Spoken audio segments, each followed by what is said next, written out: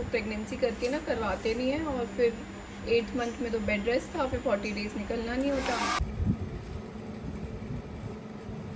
काफ़ी सारी जो ड्रेसेस थी वो स्किन टाइट हो गई है, जो ऑब्वियसली अच्छी नहीं लगी पहन। Hi guys and welcome back to my vlog. वैसे ये व्लॉग है पोस्टपार्टम डिप्रेशन।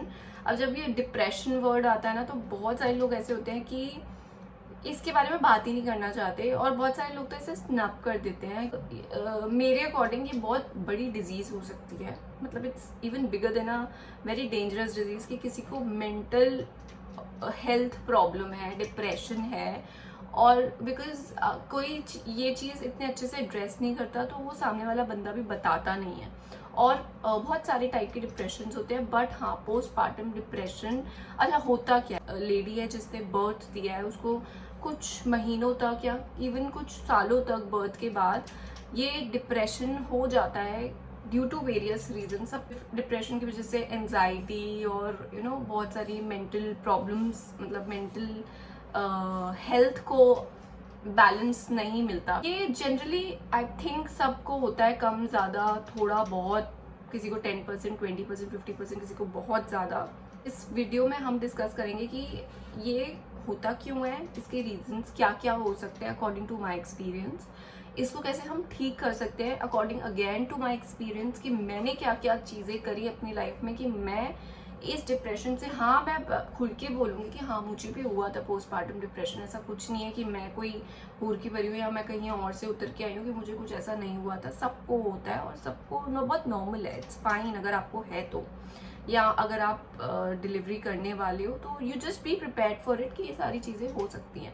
अब डिस्कस करते हैं कि क्यों होता है। देखो क्यों होता है कि बहुत सारे रीजंस होते हैं। आई थिंक सबसे मेजर रीज़न जो कि प्रेग्नेंट लेडीज़ को भी, ये जिन्होंने बर्थ नहीं दिया उनको भी ये चीज़ फील होती होगी, हार्मोनल चेंजेस जो कि अभी भी होते हैं अगर आप प्रेग्नेंट हो, और बाद में जब आपने डिलीवरी कर दिया एक बेबी को, एक लाइफ को अपने अंदर संभाला, उसको 9 महीने अपने पेट के अंदर रखा और फिर उसको निकाला, तो आपकी body, I mean you can't even imagine कितने हार्मोन्स चेंज हुए होंगे। Hormonal imbalance. Second thing, you have to feed the baby, you have to give the whole of your time, whole of your activities and everything to the baby, attention to the baby.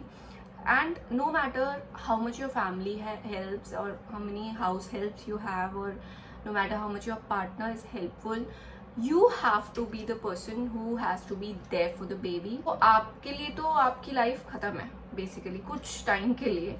सो वो चीज़ आप खुशी खुशी, हम obviously एक mother तो खुशी खुशी करेगी, लेकिन वो करते करते आई थिंक एक लेडी अपना काफ़ी कुछ मिस करती जाती है। सो उसकी वजह से भी ये डिप्रेशन हो सकता है, पोस्टपार्टम डिप्रेशन। ये एक क्लिप है मेरी, ये देखो मैं डेंगू से जस्ट बाहर आई थी, मेरे हाथ में नीडल के अभी भी मार्क्स हैं, और मेरे को still I was in pain, I had to feed the baby. Guys, after pregnancy सबसे ज़्यादा कंसर्न रहता है कि आप क्या पहनो, क्योंकि आपको आधी चीज़ें छोटी हो जाएंगी। हाँ, आप वेट जो है वो लूज़ करते हो, धीरे धीरे करके काफ़ी लूज़ करते हो। मेरी सारी डेनिम्स मुझे छोटी हो गई हैं, मेरी काफ़ी सारी जो ड्रेसेस थी वो स्किन टाइट हो गई है, जो ऑब्वियसली अच्छी नहीं लगी पहनने में।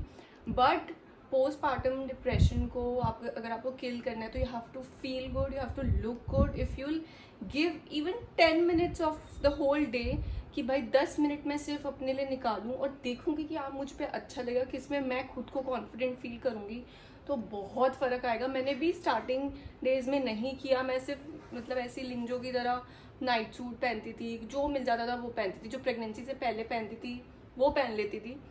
बट अब मैंने काफ़ी टाइम से मैंने डिसाइड किया है कि मतलब काफ़ी दिनों से, कि मैं एटलीस्ट 10 मिनट्स दूंगी। जो मुझे पुरानी चीज़ें आ रही हैं वो पहन पहन के मैं रोज़ देखती हूँ कि हाँ चलो ये आ रहा है, मैं इसको ऐसे स्टाइल कर सकती हूँ, तो मैं कुछ कुछ ऐसा सामान निकाल लेती हूँ और फिर उसको ट्राई करती हूँ कि हाँ भाई ये पहन लेते हैं, इसमें मुझे भी कुछ नयापन दिखेगा अपने में, और मैं भी खुश होंगी अपने आप को देख के। अगर मैं खुश होंगी ना, तो मेरा पूरा दिन बहुत एक्टिव जाता है। नहीं तो ऐसा होता है मैं बहुत, मतलब ना, जैसे अगर मैंने पुराना ही कुछ पहन लिया कि वही लाइफ चल रही है। अपने आप में खुद में एक न्यू चेंज लाने के लिए आपको पहले अपनी कपड़े, अपने आप को प्रेजेंटेबल दिखाना पड़ेगा, ताकि आप शीशे में देखो तो कॉन्फिडेंट फील करो। इस तरीके से दिख रहा है। ये मैंने टर्की से लिया था, और ऐसा सेम मैं अपनी सिस्टर इन लॉ के लिए भी लाई थी, but in a different colour. और इसको मैंने ऑनेस्टली प्रेगनेंसी में भी पहना है, बट ये अच्छा लगता है। जब मैंने वो पहना तो मुझे कॉम्प्लीमेंट्स मिलते थे घर पे भी, मेरे को नानी मम्मा बोलते थे कि हाँ अच्छा लग रहा है, स्मार्ट लग रही है। तो बस खुद को अच्छा फील करवाना है, that has to be your motive, कि बस खुद को अच्छा लगे थोड़ी। और घर में जैसे मैं नॉर्मली रहते हैं हम, तो मैं तो कुछ ज्वेलरी वूलरी नहीं पहनती, तो मैंने वो भी पहनना स्टार्ट कर दी कि भाई कुछ तो खुद को देख के अच्छा, अंदर से अच्छा लगना चाहिए, बस दैट इज़ द मोटिव। दूसरी चीज़ मैंने स्टार्ट किया अपने आप को पैम्पर करना, सैलून जाके पेडिक्योर करवा के, हेड वॉश करा के अपने आप को एक न्यू लुक भी देने की कोशिश करी थी इनफैक्ट, क्योंकि 40 डेज़ तो आप कहीं जा नहीं सकते। 40 डेज़ ख़त्म हुए, मैंने फटाफट ये सारे काम निपटाए। तो गाइस हम आ गए हैं हेड वॉश कराने, और बहुत दिनों बाद ऐसा लग रहा है कि कहीं कुछ नॉर्मल हो रहा है लाइफ में। कौन से भैया करें? भैया आपका नाम क्या है? कार्तिक भैया हेड वॉश कर रहे हैं। अच्छा सा कर देना भैया, बहुत टाइम बाद।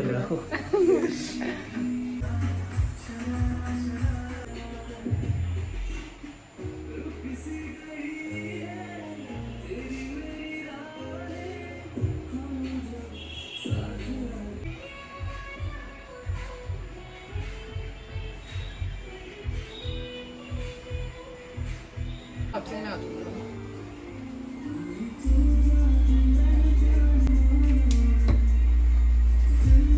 बता रही थी मैं भैया को कि वो प्रेगनेंसी करके ना करवाते नहीं हैं, और फिर 8th मंथ में तो बेड रेस्ट था, फिर 40 डेज़ निकलना नहीं होता, इस करके इतने दिन रह गए। अब करवाऊँगी नवरात्रों में करवाऊँगी।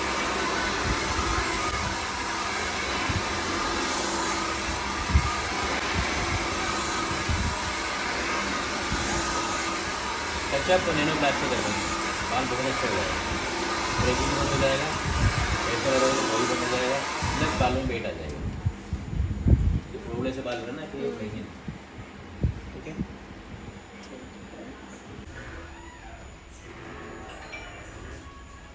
Another thing that you have to do is to well groom yourself, like do your makeup.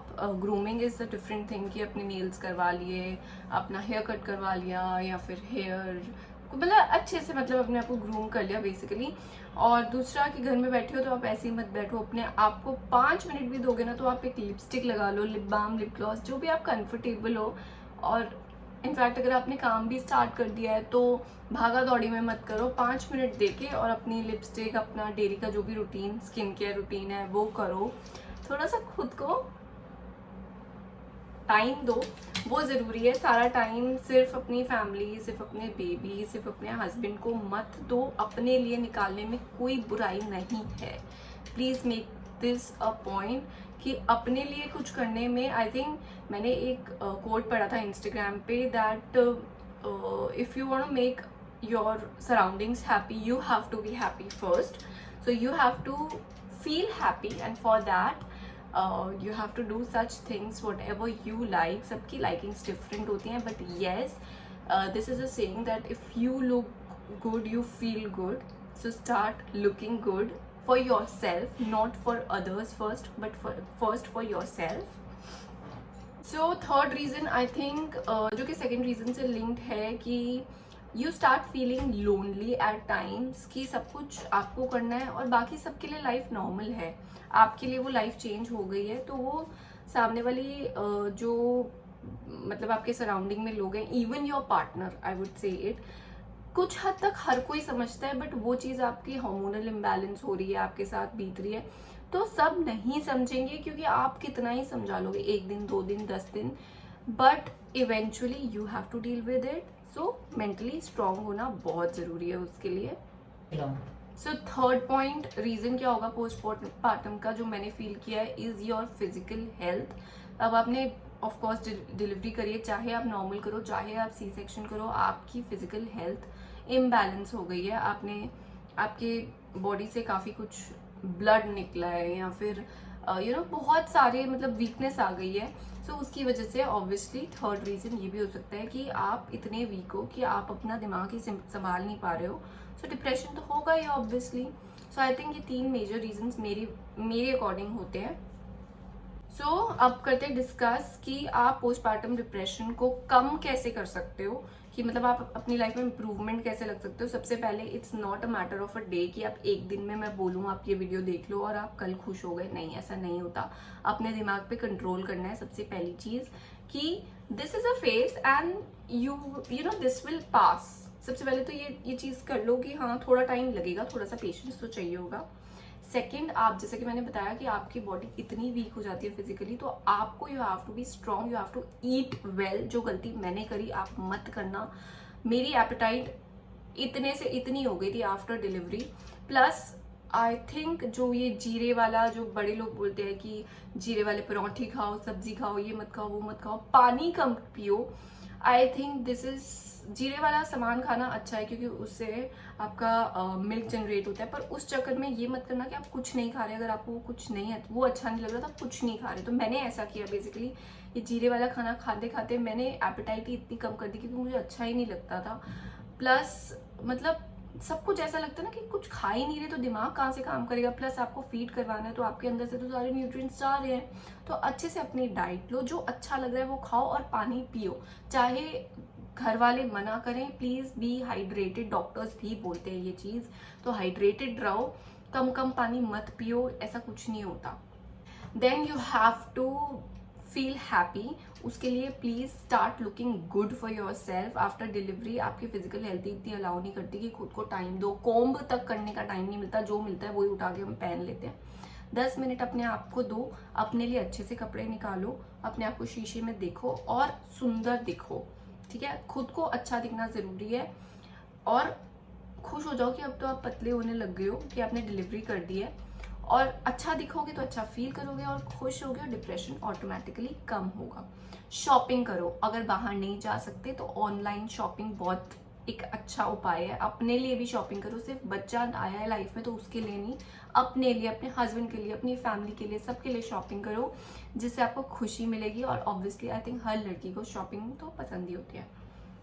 Last चीज ये है कि अपनी वर्क लाइफ या जो भी आपको हॉबीज है, मे बी किसी को मेडिटेशन, एक्सरसाइज, काफी डॉक्टर्स जैसे मना कर देते हैं कि अभी आपको इस फेज में नहीं करना, स्टार्टिंग फर्स्ट 2 मंथ्स जैसे नहीं करना।